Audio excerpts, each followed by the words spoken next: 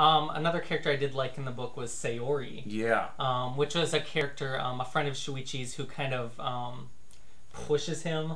She's the one who actually buys the dress for him to wear. Yep. She's the one that keeps suggesting she likes that he cross dresses and kind of encourages it. Yes. Which is really cool. Yes. But she's kind of like hurt when he decides to give the dress back to her when he's not ready to embrace it really. She doesn't really understand. She has that moment where she kind of like she wants to embrace like Christianity a little bit, you know what I mean? Kind of like wants to repent for making him feel bad about himself. Yeah. That was a little overboard, I thought, but we'll see where they go with the Christianity thing. Yeah, I mean that could actually be interesting too. Yeah. I mean, as much as it's nice to see, I mean, I love that it's kids. Like the idea of a transgendered kid. I think is something a lot of people don't understand. And again, maybe this is or is not an accurate reflection of that, but it's a cool subject to tackle. I think. But I also think Christian characters in secular fiction are not often handled very well. So it'll be interesting to see if she can pull that off as well with this other character. But there's a lot to say about this friend character. Yeah. I liked her a lot too. She was awesome. Yeah, I mean, I almost feel like she outshone Yoshino a little bit just because I feel like her and Yoshino got kind of the equal face time a little bit in this book.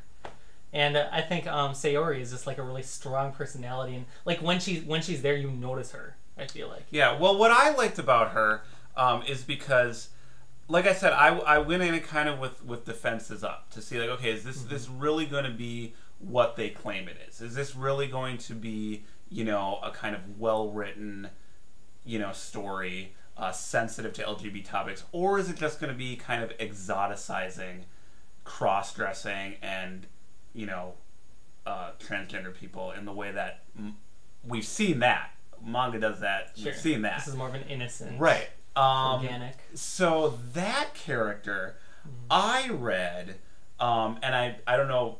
This might not have been the intentions at all, but I kind of read that character as a critique of that kind of fetishizing. Yeah.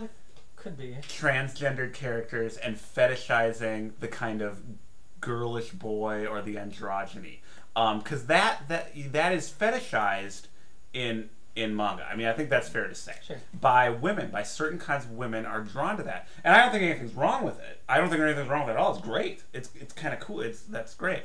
But I saw that character as perhaps a kind of critique of that kind of fetishization, because the bad part of that fetishization we see here, she does not make fun of Shuichi. She does not try to make Shuichi feel bad. She doesn't think he's gross. She's attracted to it. She's like, oh my gosh, a cute little girly boy who dresses up like a girl. Like, oh, let's put him in dresses like Shuichi. This is so great. I bought you this dress and let's do this. And he's very, like, he's just getting to know himself. He's hurt by that. What is fun and a novelty to her is his life, his soul. And that is a really interesting, kind of subtle theme to examine. So that's kind of why I liked that character so much. I kind of felt it was like a critique maybe of the author herself, but certainly also of maybe the audience, or maybe other manga authors who have kind of fetishized that without really considering the effect on actual gay people, actual transgendered people. So the inclusion of that character actually went a long way towards winning me over towards Takako Shimura's intentions with the book. I was like, okay, she knows what she's doing here. Like, she's very aware of how this kind of material has been presented in manga, so the inclusion of that character went a long way towards really winning me over to the book as a whole. It was really interesting, I thought. So. Yeah, and I mean, she has other aspects to herself too that I think are interesting. Yeah, she is a fully rounded character as well, as is Shuichi's sister, and and the parents are more in the background, but I mean, they have like personality. Yeah, it's like I said, and it all keeps it from being like a polemic. It's not like a tract, written to get this idea and this point across about transgendered people or cross-gendering cross-dressing or anything like that. It's like, okay, this is these two characters. They're these kinds of people. This is their story, and this is the story of the people around them. And through that, we kind of maybe will come to, some people could come to a better understanding of transgender characters and things like that. So yeah, I thought it was all very, very beautifully handled. So I really like that about it. I wanted to like the book even more than I did. I did like this book a lot. I wanted to like it even more than I did. What held me back from really embracing it was the artwork. I didn't think the artwork was as strong. The author actually talks about that in a little bit at the end. She's like, my characters kind of look the same, and my backgrounds are kind of empty. I'm working on that. So she knows there's room for improvement. So, I mean, I'm assuming we'll see some growth as the volumes go along. I hope so. There's 11 volumes of this in Japan. So really? Yeah. I mean, it's been going a long time. I'm assuming we're going to see it. It's still going? I think it said it was still going when I looked it up. Wow. So I mean, it's oh my gosh. Yeah, it's kind of an older work. I'm kind of curious to see like how far the creator kind of. Yeah, I hope so. I mean, it is in to give it a fair objective review. The art is probably not up to what I would like it to be at. This is published by Fantagraphics, who just recently started publishing manga. This is the second manga release that they've done in this new kind of line of manga that started with last year's A Drunken Dream and Other Stories by Moto Hagio, which was on my best of the year list last year. Might have been on yours too, but I think it was on yours too. We loved that book. That was something completely different. That was a shoujo manga, girls manga creator who'd been really a pioneer of that genre from the 1970s. This was kind of a best of her work, beautifully designed volume.